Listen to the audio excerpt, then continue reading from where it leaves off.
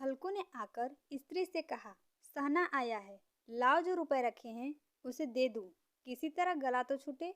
मुन्नी झाड़ू लगा रही थी, पीछे फिरकर बोली, 3 ही तो रुपए है, दे दोगे तो कंबल कहाँ से आवेगा? माघ पूस की रात हार में कैसे कटेगी? उससे कह दो फसल पर दे देंगे, अभी नहीं है। हल्कू एक क्षण अनिश्चित दशा में खड़ा रहा।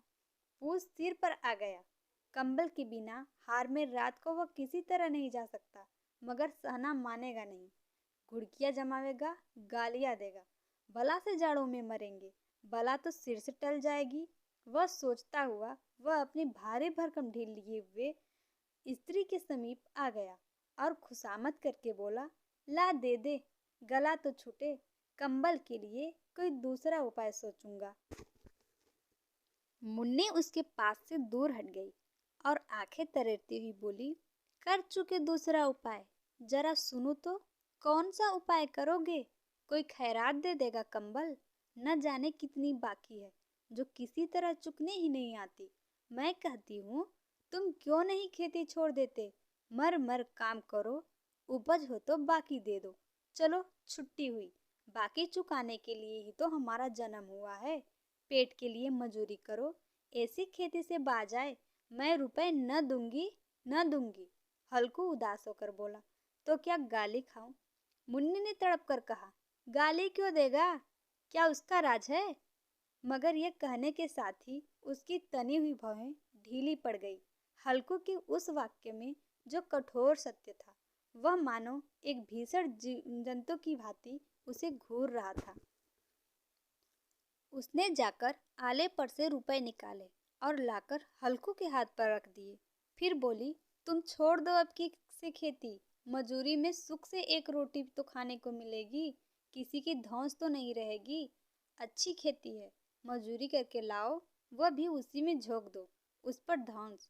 हल्कू ने रुपए लिए और इस तरह बाहर चला मानो अपना हृदय निकाल कर देने जा रहा हो।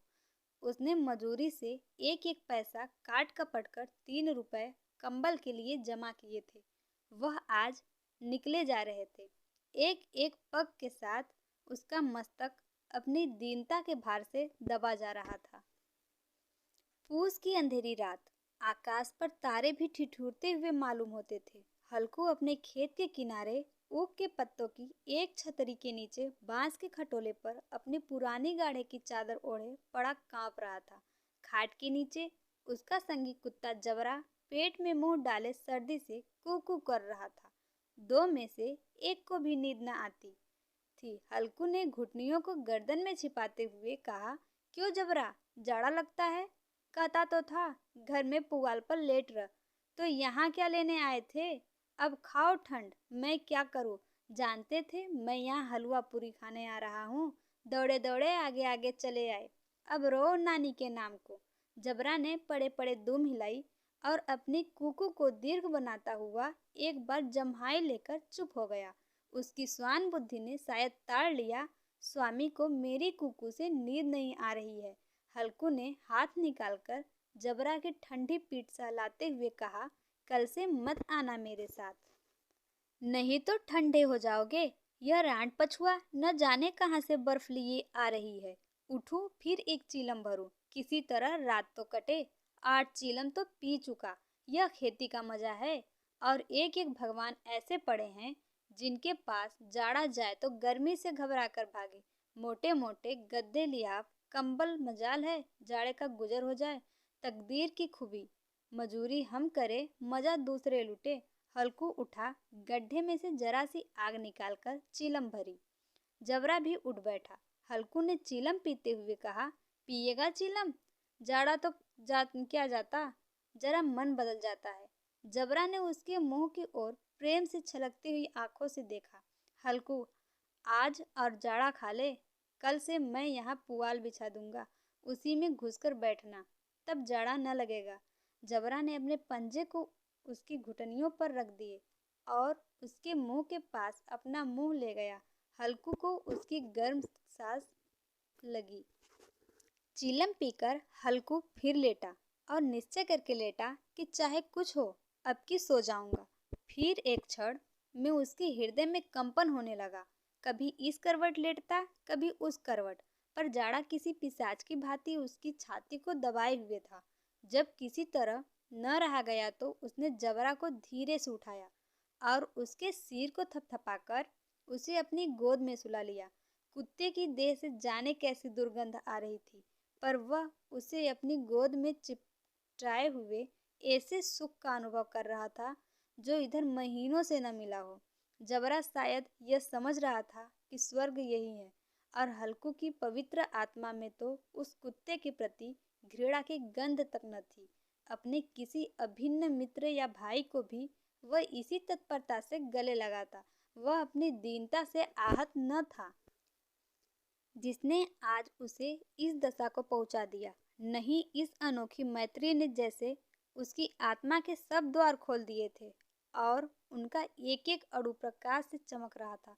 सहसा जबरा ने किसी जानवर की आहट पाई। इस विशेष आत्मीयता ने उसमें एक नई स्फूर्ति पैदा कर दी थी जो हवा के ठंडे झोंकों को तुच्छ समझती थी। वह झपटकर उठा और छपरे से बाहर आकर भूंकने लगा। हल्कू ने उसे कई बार चुमकार कर बुलाया, पर वह उसके पास न आया। हार में चारों तरफ दौड़ दौड़ कर भूंकता रहा। एक क्षण के लिए आ भी जाता तो तुरंत ही फिर दौड़ता। कर्तव्य उसके हृदय में अरमान की भांति ही उछल रहा था। 1 घंटा और गुजर गया। रात ने शीत को हवा से धतकाना शुरू किया। हल्कू उठ बैठा और दोनों घुटनों को छाती से मिलाकर सिर को उसमें छिपा लिया। फिर भी ठंड कम न हुई। ऐसा जान पड़ता था सारा रक्त जम गया है। धमनियों में रक्त की जगह हिम बह रहा है। उसने झुककर आकाश की ओर देखा। अभी कितनी रात बाकी है। सप्तर्षि अभी आकाश में आधे भी नहीं चढ़े। ऊपर आ जाएंगे तब कहीं सवेरा होगा। अभी पहर से ऊपर रात है।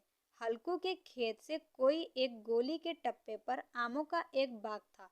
पतझड़ शुरू हो गई थी। बाग में पत्तियों को ढेर लगा हुआ था। हल्कू ने सोचा चलकर पत्तियां बटोरूं और उन्हें जलाकर खूब तापूं। रात को कोई मुझे पत्तियां बटोरते देखे तो समझे कि कोई भूत है। कौन जाने कोई जानवर ही छिपा बैठा हो। मगर अब तो बैठे नहीं रहा जाता। उसने पास के अरहर के खेत में जाकर कई पौधे उखाड़ लिए और उनका एक झाड़ू बनाकर हाथ में सुलगता हुआ उपला लिए बगीचे की तरफ चला। जबरा ने उसे आते देखा तो पास आया और दुम हिलाने लगा। हल्कू ने कहा, अब तो नहीं रहा जाता जबरू, चलो बगीचों में पत्तियां बटोर कर तापे। ठंडे हो जाएंगे तो फिर आकर सोएंगे। अभी तो बहुत रात है। जबरा ने कूकू करके सहमति प्रकट की और आगे आगे बगीचे की ओर चला। बगीचे में खूब अंधेरा छाया हुआ था और अंधकार में निर्दय पवन पत्तियों को कुचलता हुआ चला जाता था। वृक्षों से ओस की बूंदें टप टप नीचे टपक रही थी। एकाएक एक झोंका मेहंदी के फूलों की खुशबू लिए हुए आया। हल्कू ने कहा, कैसी अच्छी महक आई जबरू, तुम्हारी नाक में भी तो सुगंध आ रही है। जबरा को कहीं जमीन पर एक हड्डी पड़ी मिल गई थी। उसे चिचोड़ रहा था। हल्कू ने आग जमीन पर रख दी और पत्तियां बटोरने लगा। जरा देर में पत्तियों का ढेर लग गया। हाथ ठिठुरे जाते थे, नंगे पांव गले जाते थे और वो पत्तियों का पहाड़ खड़ा कर रहा था। इसी अलाव में वह ठंड को जलाकर भस्म कर देगा। थोड़ी देर में अलाव जल उठा। उसकी लौ ऊपर वाले वृक्ष की पत्तियों को छू छू कर भागने लगी। उस अस्थिर प्रकाश में बगीचे की विशाल वृक्ष ऐसे मालूम होते थे मानो उस अथाह अंधकार को अपने सिरों पर संभाले हुए हो। अंधकार के उस अनंत सागर में यह प्रकाश एक नौका के समान हिलता मचलता हुआ जान पड़ता था। हल्कू अलाव के सामने बैठा आग ताप रहा था। एक क्षण में उसने दोहर उतारकर बगल में दबा ली। दोनों पांव फैला दिए मानो ठंड को ललकार रहा हो। तेरे जी में जो आए सो कर। ठंड की असीम शक्ति पर विजय पाकर वह विजय गर्व को हृदय में छिपा न सकता था। उसने जबरा से कहा, क्यों जब्बर, अब ठंड नहीं लग रही है? जब्बर ने कू कू करके मानो कहा, अब क्या ठंड लगती ही रहेगी। पहले से यह उपाय न सूझा? नहीं, इतनी ठंड क्यों खाते? जब्बर ने पूंछ हिलाई। अच्छा आओ, इस अलाव को कूदकर पार करें, देखे कौन निकल जाता है। अगर जल गया बच्चा तो मैं दवा न करूंगा। जब्बर ने उस अग्नि राशि की ओर कातर नेत्रों से देखा। मुन्नी से कल कहने देना, नहीं तो लड़ाई करेगी। यह कहता हुआ वह उछला और उस अलाव के ऊपर से साफ साफ निकल गया। पैरों में जरा लपट लगी, पर वह कोई बात न थी। जबरा आग के गिर्द घूमकर उसके पास आ खड़ा हुआ। हल्कू ने कहा, चलो चलो, इसकी सही नहीं, ऊपर से कूद कर आओ। वह फिर कूदा और अलाव के इस पार आ गया। पत्तियां जल चुकी थी। बगीचे में फिर अंधेरा छा गया था। राख के नीचे कुछ कुछ आग बाकी थी, जो हवा का झोंका आ जाने पर जरा जाग उठती थी, पर एक क्षण में फिर आंखें बंद कर लेती थी। हल्कू ने फिर चादर ओढ़ ली और गर्म राख के पास बैठा हुआ एक गीत गुनगुनाने लगा। उसके बदन में गर्मी आ गई थी, पर ज्यों ज्यों शीत बढ़ती जाती उसे आलस्य दबाए लेता था। जबरा जोर से भूंककर खेत के ओर भागा। हल्कू को ऐसा मालूम हुआ कि जानवरों का एक झुंड खेत में आया है। शायद नील गायों का झुंड था। उनके कूदने दौड़ने की आवाज साफ कान में आ रही थी, पर ऐसा मालूम हुआ कि खेत में चर रही हैं। उनके चबाने की आवाज चर चर सुनाई देने लगी। उसने दिल में कहा, नहीं, जबरा के होते कोई जानवर खेत में नहीं आ सकता। नोच ही डाले, मुझे भ्रम हो रहा है। कहाँ, अब तो कुछ नहीं सुनाई देता। मुझे भी कैसा धोखा हुआ। उसने जोर से आवाज लगाई, जबरा जबरा। जबरा भूंकता रहा, उसके पास न आया।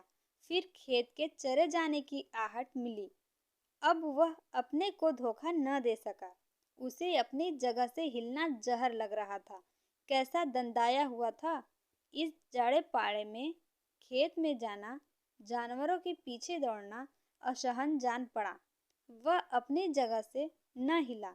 उसने जोर से आवाज लगाई, लिहो लिहो लिहो। जबरा फिर भूंक उठा। जानवर खेत चर रहे थे। फसल तैयार है। कैसी अच्छी खेती थी, पर ये दुष्ट जानवर उसका सर्वनाश किए डालते हैं। हल्कू पक्का इरादा करके उठा और 2-3 कदम चला, पर एकाएक हवा का ऐसा ठंडा चुभने वाला, बिच्छू के डंक का सा झोंका लगा कि वह फिर बूझते हुए अलाव के पास आ बैठा और राख को कुरेद कर अपनी ठंडी देह को गरमाने लगा। जबरा अपना गला फाड़ डालता था। नील गाय खेत का सफाया किए डालती थी और हल्कू गर्म राख के पास शांत बैठा हुआ था। अकड़मण्यता ने रस्सियों की भांति उसे चारों तरफ से जकड़ रखा था। उसी राख के पास गर्म जमीन पर वह चादर ओढ़कर सो गया। सवेरे जब उसकी नींद खुली तब चारों तरफ धूप फैल गई थी और मुन्नी कह रही थी, क्या आज सोते ही रहोगे? तुम यहाँ आकर रम गए और उधर सारा खेत चौपट हो गया। हल्कू ने उठकर कहा, क्या तू खेत से होकर आ रही है? मुन्नी बोली, हाँ, सारे खेत का सत्यानाश हो गया। भला ऐसा भी कोई सोता है? तुम्हारे यहाँ मड़ैया डालने से क्या हुआ? हल्कू ने बहाना किया, मैं मरते मरते बचा, तुझे अपने खेत की पड़ी है। पेट में ऐसा दर्द हुआ कि मैं ही जानता हूँ। दोनों फिर खेत के डाढ़ पर आए।